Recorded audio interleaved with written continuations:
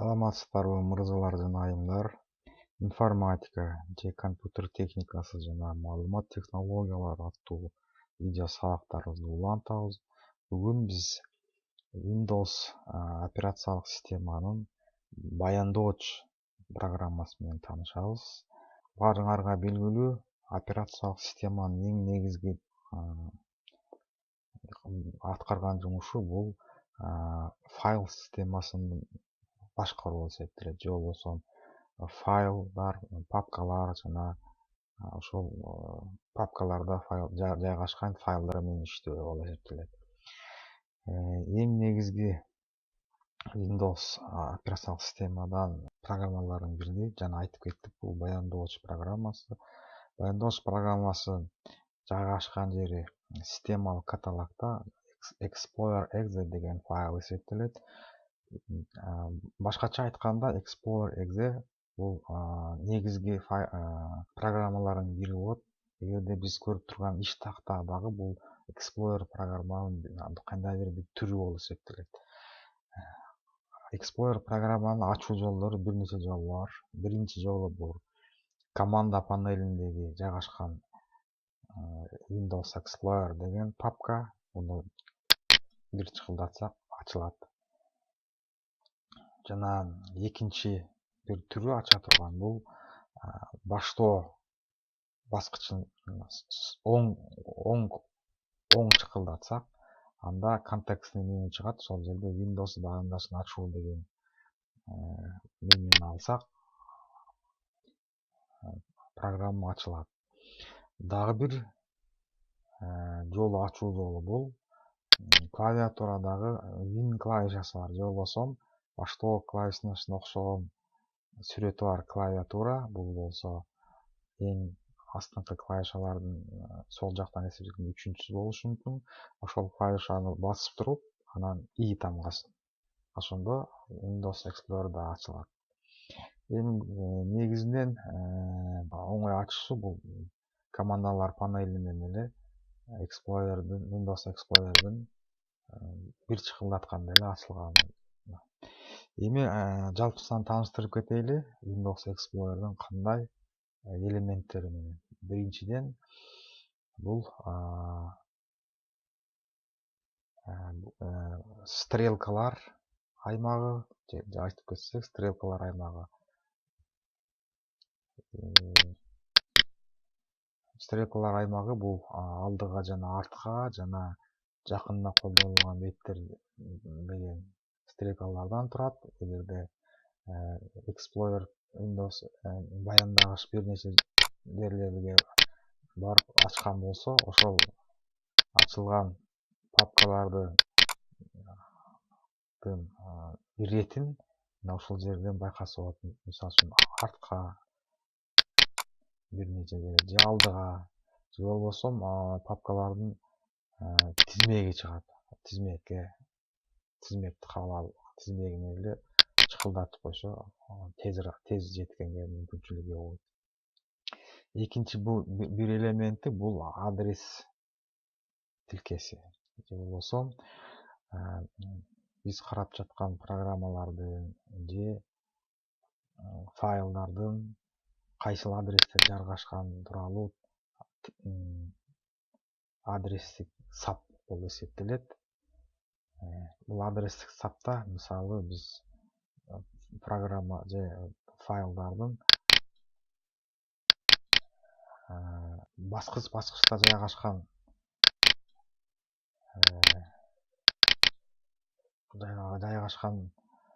папкаларына чейин көрсөк болот. Мисалы үчүн сабактар дегенде сабактардын ичинде кайсыл папкалар жайгашкан.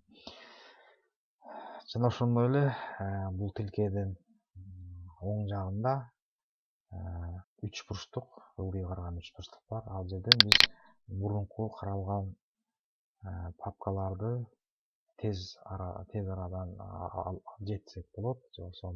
Жана бул жерге папкаларды же киргизиш үчүн, мисалы үчүн кошумча материал деген бир папканы киргизиш үчүн, анда биз адрес тилкесине келип, чыкылдатсак жана чыкылдаткандан кийин оң же сол стрелканы басып туруп бул жерге сол флешти койсок жана энтерди бассак ошо биздин кечиресиздер кошумча материалдар болчу. Бастык, сол флеш койдук, энтер бассак уже кошумча материалдар деген каталог бизде тез жетүүгө уже даяр болуп калат. Же болбосо сабактардан кошумча материалдарга жетиш үчүн тез жетүүнүн бир түрү болот. Үчүнчү тилке бул болсо издөө тилкеси. Бул жерде биз керектүү файлдын атынын тамгаларын берип туруп, керектүү файлдарды таап алсак болот. Мисалы үчүн сабак.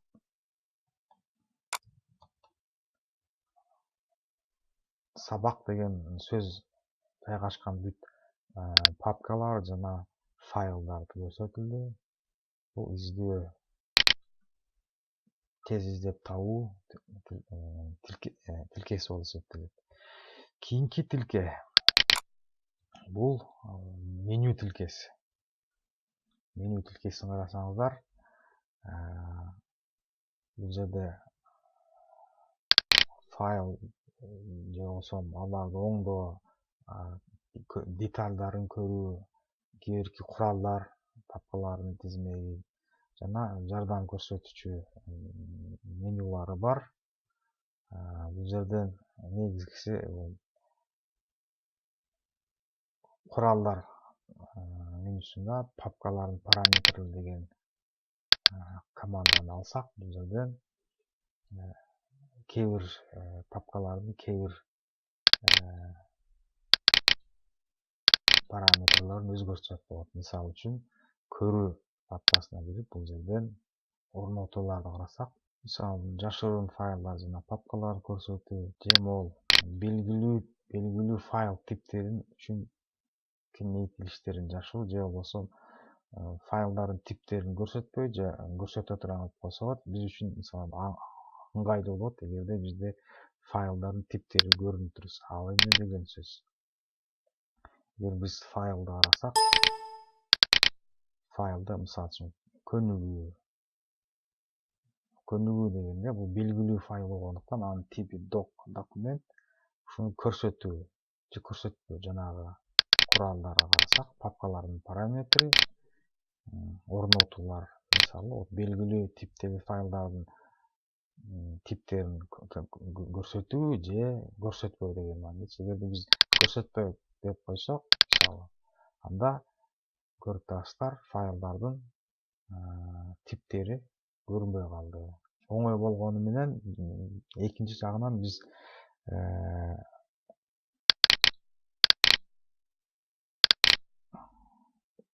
белгилүү файлдардын белгилүү типтерин көрөбөй калабыз.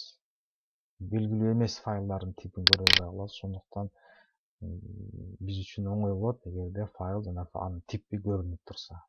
Үчүнчү сапты карасаңар, бул тилкени навигатор панели деп аталат. Навигатор панелинин баскычтары папкага жараша өзгөрүп турат. Мисалы үчүн компьютер папкасын алсак, же болбосо жыйнактар, анда белгилүү командалар азаят. Эгерде биз папканы алсак, дискти, туруктуу диск цны алсак, анда аларга колдонуучу командалардын дагы тобу көбөйөт. Ушул эле навигация панелинде биз папкалардын мазмунун өзгөртсөк болот. Мисалы, папкалар тизме катары, же болбосо кичинекей икондор катары, же болбосо чоң икондор катары көрсөтүлөт, же болбосо мазмунун көрсөтүлгөн кылсак болот, же плиткалар деп коет. Бизге деталдары менен болгону жакшы. Эмне үчүн дегенде, деталдары ал файлдын бир нече маалыматтарын көрсөтөт. Мисалы, деталдары болсо, файлдын аты, качан жаралган, жана кайсыл типтеги файл. Эң дагы бир чоң параметр бул размери канча, көлөмү канча. Алдын ала көрүү аймагында, мисалы үчүн, файлдардын параметрлерин көрүү үчүн навигация панелинде кошумча параметр кирбей туруп эле, мисалы, чычкандын роликтерин колдонуп көрсөк болот. Мисалы, чакылдатып туруп, Ctrl клавишасын басып туруп, эгерде өзгөртсөк, алдыга же артка жүргүзсөк, анда өзгөрө баштайт. Мына алдыга бураганыбызда эң чоң папка болду. Артка бураганыбызда өзгөрүп атат файлдардын көрүнүшү. Тип же болбосо Ctrl кнопкасын кайра кое бергенден кийин бизге керектүү оңой көрүнүшүн алып койсок болот. Кийинки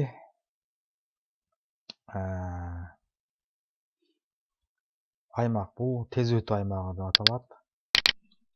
Тез өтүү аймагында бизге кызыккан же керектүү файлдарды, папкаларга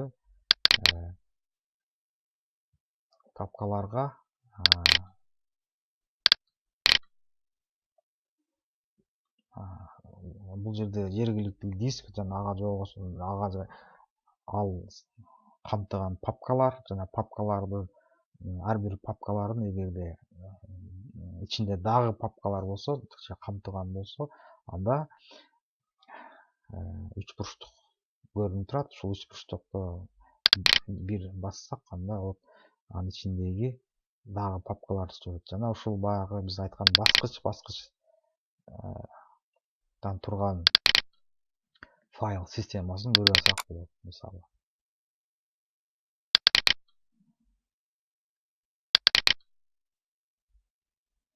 сабактар, даяр кошумча материалдар, системдик бирикме деген, жана ошол системдик бирикме. Кийинки жана айтып кеттик, бул көрүү аймактары. Тез өтүү аймагынан алган папкалардын ичиндеги эмне кандай файлдар жайгашканын көрүү үчүн көрүү аймагында көрүнөт. Жана анын параметрлерин жана биз айтып кеттик. Кошумча параметрлерин өзгөртүп алсак болот, же болбосо деталдарын көрсөтүп алсак болот. Бир оңой жери графикалык файлдар иконка болуп көрүнөт. Бул биз иштеп жатканда кандайдыр бир файлдарды алып иштетүүгө оңой болот. Жана бул дагы бир аймагы болот. Бул алдын ала көрүү аймагы, же болбосо бул алдын ала көрүү аймагын иштетсек, анда көрүү аймагы кыскарат да, анын оң тап жарабында алдын ала көрүү аймагы пайда болот. Бул жерде биз мисалы үчүн көрүп турган файл же алган файлды, анын эмне ичинде эмнелер бар, кандай материалдар бар, ошону көрсөтөт. Мисалы, сабактар папкасынан биринчи сабакты алсак, ошол биринчи сабакта кандай эмне деген информация бар, ошону көрсөтөт. Мисалы үчүн, ал алдын ала көрүү бул файлдын типине жараша алдын ала көрүү программасын чакыра алат, жана ошол жерден файлдын ичинде эмне кандай материал бар, ошону көрсөтөт. Өчүрүп турайлы азырынча. Анан кийин эң астыңкы сап бул деталдар сабы деп аталат. Бул деген мисалы үчүн биз карап турган же алган папканыңбы же файлдыңбы детальдары чыгат. Же болбосо бул файлдын аты, анын размерлери жана тиркемеге жараша анын параметрлери чыгат. Эгерде кайсыл бир аймакта же тез жетүү болобу же көрүү аймагында информация, маалымат батпай барса, анда атайын жылдыруу тилкелери пайда болот. Мисалы үчүн жылдыруу тилкеси, алар вертикаль же горизонталь болушу мүмкүн.